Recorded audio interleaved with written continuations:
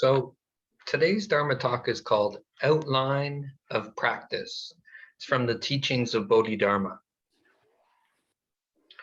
To enter the Great Way, there are many paths, but essentially there are two means, by principle and by practice. Entering the way by principle means to awaken to the truth through instruction with a deep faith that all sentient beings have the same true nature, which isn't apparent because it's shrouded over by sensation and delusion. Those who turn from delusion back to reality, fix the mind in wall meditation, understand that there are neither self nor others, that mortals and saints are equal and one, abiding this way without wavering, clinging not even to the scriptures, then one is implicitly in accord with the principle, being non-discriminative, still, and effortless is to enter by principle. To be non-discriminative, still, and effortless is to enter by principle. Entering by practice means following four practices that encompass all other practices. They are accepting adversity, adapting to conditions, seeking nothing, and acting in accordance with the Dharma. What is the practice of accepting adversity? When suffering, a practitioner of the way should reflect, for innumerable kalpas, I have pursued the trivial instead of the essential, drifted through all spheres of existence, created much animosity and hatred, maligned and harmed others endlessly. Even though now I have done no wrong, I am reaping the karmic consequences of past transgressions. It is something that neither gods nor men can foresee or impose upon me. Therefore, I should accept it willingly without any resentment or objection. The sutra says, face hardships without distress. How? With thorough insight. With this understanding in mind, you are in accord with the principle advancing on the path through the experience of adversity. This is called the practice of accepting adversity. Second is the practice of adapting to conditions. Sentient beings are without a self, being steered by karmic conditions. Suffering and joy are experienced together as a result of causes and conditions. Any reward, blessing, or honor is a consequence of past causes and is gone when the necessary conditions are exhausted. So what is there to be joyful about?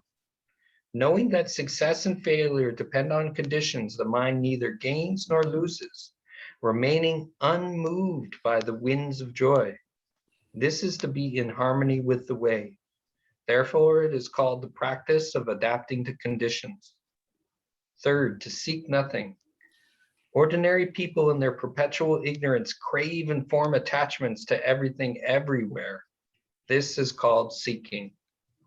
The wise are awakened to truth and choose reason over convention. Their minds are at peace. All forms change with karma. All existence is empty. Hence, there is nothing to be desired. Blessing and darkness always follow each other. This long sojourn in the triple realm is like living in a burning house. To have a body is to suffer. How can one attain peace? Those who understand this renounce all mundane existence, cease desires, and stop seeking. The sutra says to seek is to suffer, to seek nothing is bliss. It follows that to seek nothing is to truly follow the way. This is the practice of seeking nothing. Fourth, to act in accordance with the Dharma. The principle of intrinsic purity is the Dharma. By this principle, all forms and characteristics are empty without defilement and attachment, without self or others. The sutra says in the Dharma there are no sentient beings because it is free of the impurities of sentient beings. In the Dharma there is no self because it is free of the impurities of a self. When the wise believe in and understand this principle, they should act in accordance with the Dharma.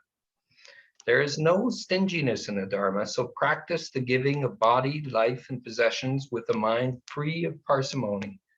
Understand and achieve triple emptiness with no reliance and no attachment. Practicing for the sake of removing impurities, one liberates others without becoming attached to form. This benefits oneself, benefits others, and also glorifies the Bodhi path. This is the perfection of dana. It is likewise with the other 5 paramitas. In order to relinquish delusions, one practices these 6 perfections, yet there is nothing that is practiced. This is to act in accordance with the Dharma. My comment. You yourself are a Buddha.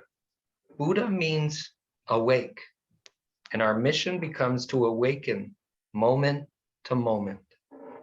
To enter through principle is to find a good friend that points directly to mind so that you may see for yourself that your true nature is beyond thought, empty, spacious, and still. This emptiness, spaciousness is filled with the bright light of knowing. Once introduced, one knows the truth, that one's very nature is Buddha. Once truth is known, we just sit deeply and allow the discriminative, conceptualizing mind to dissolve, and the Buddha essence permeates all because it is no longer covered over by thoughts. Ideas of a self fade away like a dream in the morning.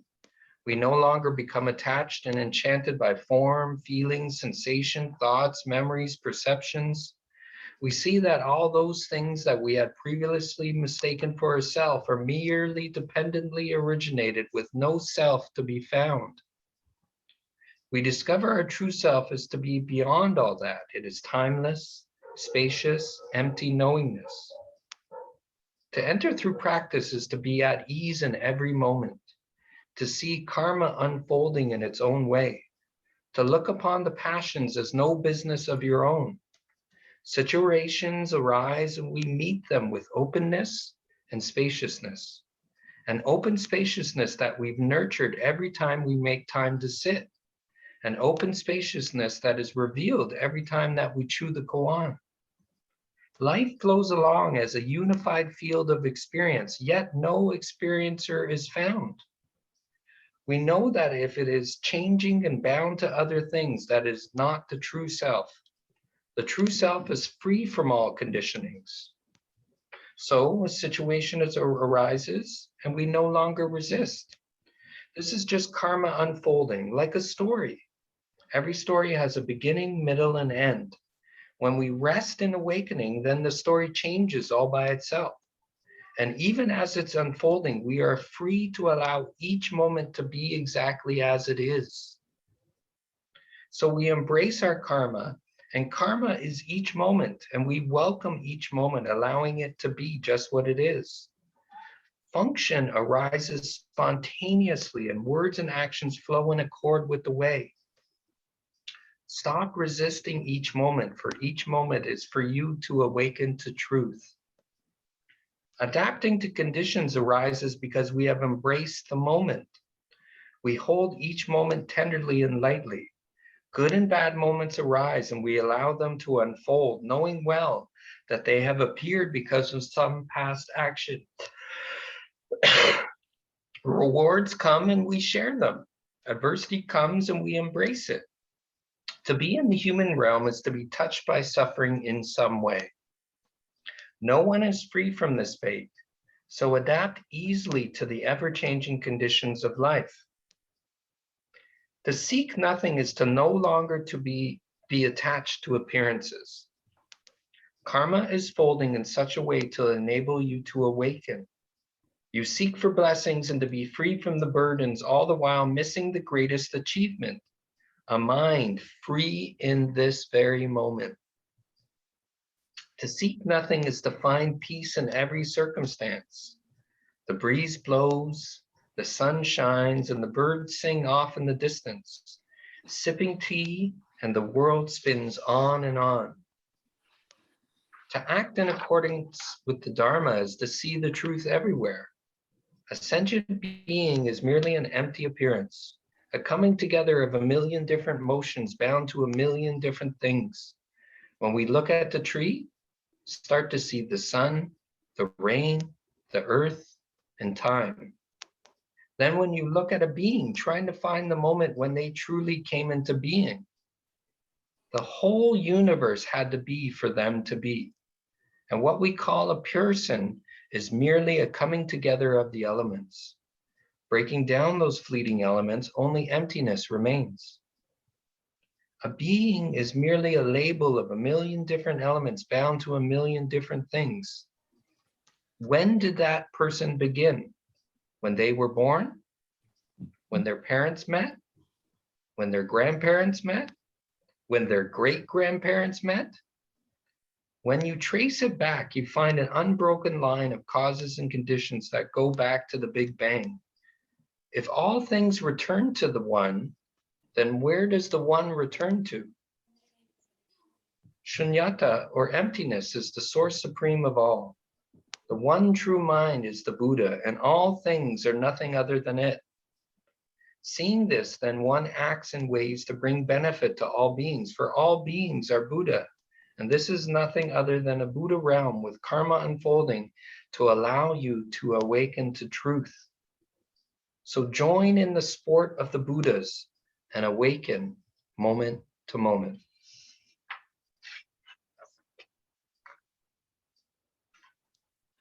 You guys want to meditate? Yes.